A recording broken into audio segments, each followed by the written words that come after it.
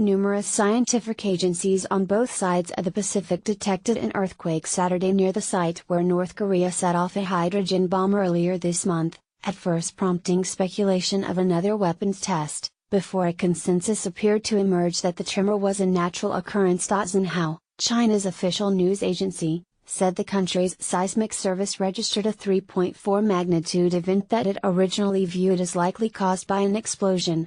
Later, China's earthquake administration revised its estimation, saying the quake was not a nuclear detonation, according to Reuters.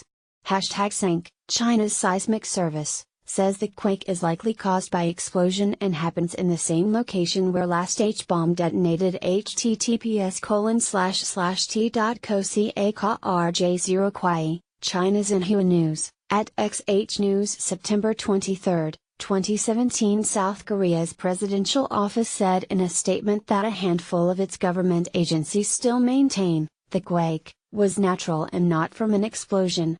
The president's office did add that analysis is still ongoing, so we will keep you posted. The Comprehensive Nuclear Test Ban Treaty Organization, through its executive secretary, tweeted Saturday that the activity was unlikely man-made.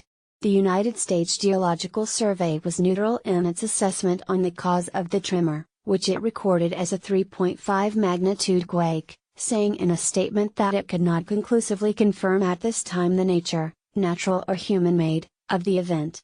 For reference, the U.S. agency recorded a 6.3 magnitude quake following North Korea's hydrogen bomb test on September 3, its sixth of a nuclear weapon. Saturday's seismic activity came on the same day China announced it would limit trade with the North, reducing its fuel exports to its neighbor and banning all textile imports.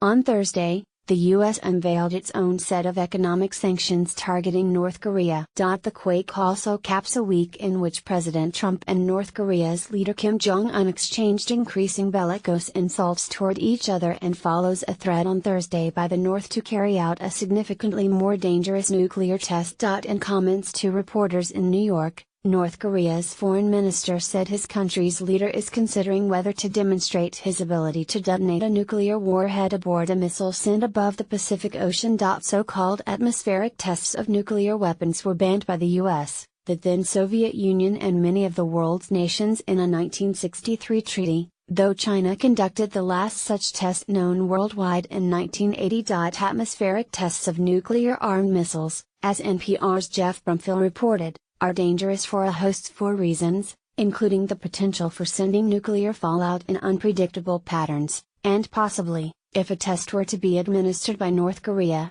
in the direction of the U.S. Until now, the North has not tested its missiles and nuclear weapons together, opting instead to fire them separately, the missiles above ground and the nuclear weapons below. After a week in which, by way of tweets and a speech before the United Nations General Assembly, President Trump introduced the derogatory nickname Rocket Man for Kim Jong-un into international news coverage and left open his prerogative to totally destroy North Korea, the president gave no ground on Friday in his public standoff with his adversary's leader. During a campaign rally for Alabama Senator Luther Strange Friday night, Trump lashed out against Kim, telling the crowd, "We can't have madmen out there shooting rockets all over the place.